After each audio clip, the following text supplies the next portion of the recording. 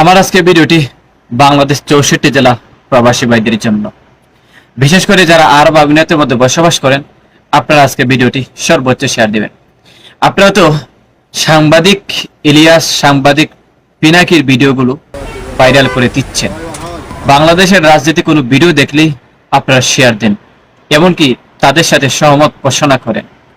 কিন্তু আদৌ পর্যন্ত প্রবাসীর যে এরকম ন্যায্য অধিকারগুলো আদায়ের জন্য সরকারের কাছে এমন কোনো আবেদন লিপি, এমন কোনো ভিডিও বার্তা পৌঁছে দেওয়ার জন্য আপনারা শেয়ার দিয়েছেন? কখনো নয়। তাহলে আজকে আমি বলবো, আজকের ভিডিওটি সর্বোচ্চ শেয়ার দিবেন। আজকের ভিডিওটি যেন বাংলাদেশ সরকারের কাছে পৌঁছে যায়, সরকারের চোখে যেন এই ভিডিওটা পড়ে। তবে আমি জানি বাংলাদেশ সরকার আমাদের মতো প্রবাসীদের কথা কানে নিবে না, কারণ আমরা তো ইউরোপে বসবাস করি না।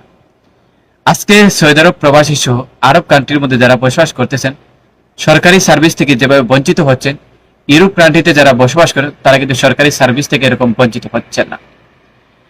বাংলাদেশ সরকার ইউরোপে গিয়ে ভিজিট করতে পারে, ইউরোপ প্রবাসীদেরকে নিয়ে কথা বলতে পারে, সমঝোতা করতে পারে ওই দেশের সরকারের সাথে, কিন্তু আদৌ পর্যন্ত আরব কান্ট্রির মধ্যে এরকম কোনো দেশের মধ্যে বাংলাদেশ সরকার ভিজিট করে নাই, প্রবাসীদেরকে নিয়ে কথা তুলে নাই। বাংলাদেশ সরকারকে আমরা কতবার জানাচ্ছি, প্রবাসী যদি সেই প্রবাসী মাটিতে মারা যায়, তার লাশটা ফ্রিতে বাংলাদেশে নেওয়া হোক, পরিবারের কাছে হস্তান্তর করা হোক, তার ক্ষতিপূরণ দেওয়া হোক বাংলা সরকারের পক্ষ থেকে। কিন্তু তিনি সেটা করেন নাই। ডক্টর ইউনূস শান্তি নোবেল জয়ী পুরস্কার প্রাপ্ত, আমরা মনে করেছিলাম তিনি হয়তো প্রবাসীদের দুঃখ বুঝবেন, কিন্তু আদৌ পর্যন্ত তিনি প্রবাসীদের দুঃখটুকু বুঝতে পারেননি। তাহলে বোঝা গেল তিনি প্রবাসীদের পক্ষে নয়, প্রবাসীদের বিপক্ষে। 14 মাস হয়ে গেছে তিনি, আজকে এই ক্ষমতা তার কাছে হস্তান্তর করা হচ্ছে। আদৌ পর্যন্ত কি দেখছেন প্রবাসীদেরকে এয়ারপোর্টের ভিতরে হেনস্থা করা হয়, প্রবাসীদের এয়ারপোর্টের মালামাল চুরি করা হয়। আদৌ পর্যন্ত সরকার এর বিরুদ্ধে কোনো প্রতিবাদ করছে না, আওয়াজ তুলছে না, এয়ারপোর্ট কুসংস্কার করছে না।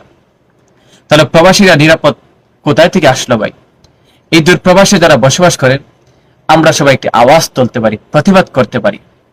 এখনই সময় সরকারের পক্ষ থেকে প্রতিবাদ করে আমাদের ন্যায্য অধিকারটুকু আদায় করা।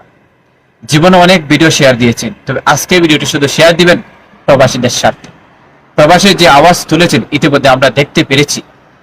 12 দফা দাবির জন্য তাদের সাথে আমরা সমঝোতা সহমত প্রকাশনা করেছি।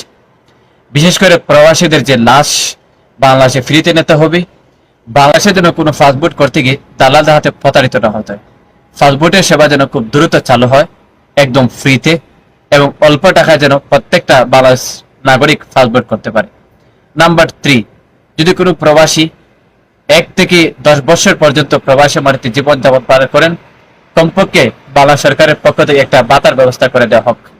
3 থেকে 4 লক্ষ টাকা যদি তার ভাতার ব্যবস্থা সুব্যবস্থা করে দেওয়া হয়, তাহলে তিনি শেষ বয়সে সন্তানদের কাছে হাত পাতাতে হবে না। ন্যায্য অধিকারটুকু আদায়ের জন্য আমরা বাংলাদেশ সরকারের কাছে আবেদন করছি, আপনাদের শেয়ারের মধ্যে পৌঁছে যাক এই বাংলাদেশের সরকার পর্যন্ত। আরব আমিরাত থেকে যে সমস্ত ভিজিট ভিসা বন্ধ করা হচ্ছে, অতি বিলম্বে সে ভিজিট ভিসাগুলো চালু করা হোক। আমরা পরিবার নিয়ে আসতে পারছি না। দুবাই, বাহরাইন অথবা কুয়েত, এমনকি রয়েছে ওমানের ভিতরে ভিজিট ভিসা সম্পূর্ণ বন্ধ রয়েছে, এগুলা চালু করে দেওয়া হোক। এবং প্রবাসীদেরকে দালালদের প্রতারণা থেকে, যারা দালালি করে লক্ষ লক্ষ টাকা নিয়ে যাচ্ছেন ভুয়া ভিসা, সাপ্লাই ভিসা দিয়ে, তাদেরকে ধরে ধরে জবাই করা হোক, শাস্তির আওতায় আনা হোক। সবাই একটি আওয়াজ তুলবেন, প্রবাসী আওয়াজ তুলবেন, ভিডিওটি সর্বোচ্চ শেয়ার দিবেন। বাংলাদেশের সরকারের কাছে আবেদন করতে চাই, হয়তো এই ভিডিওটা আপনার চোখে পড়বে না, তবে আমরা আপনাকে সম্মান রেখে এই কথাটুকু বলছি, অতি বিলম্বে আপনি নির্বাচন আগে এটি কুসংস্কার করুন, নয়তো প্রবাসীরা রেমিটেন্স বন্ধের ঘোষণা ডাক দিবে। মনে রাখবেন, এই মিডল ইস্টের প্রবাসীরা যদি রেমিটেন্স বন্ধ করে দেয়, তাহলে সরকারি যে কর্মকর্তারা রয়েছেন সমস্ত কর্মকর্তারা অচল হয়ে যাবে। প্রত্যেকটা বাংলাদেশ শ্রমিকের এই অনুদানটুকু রয়েছে।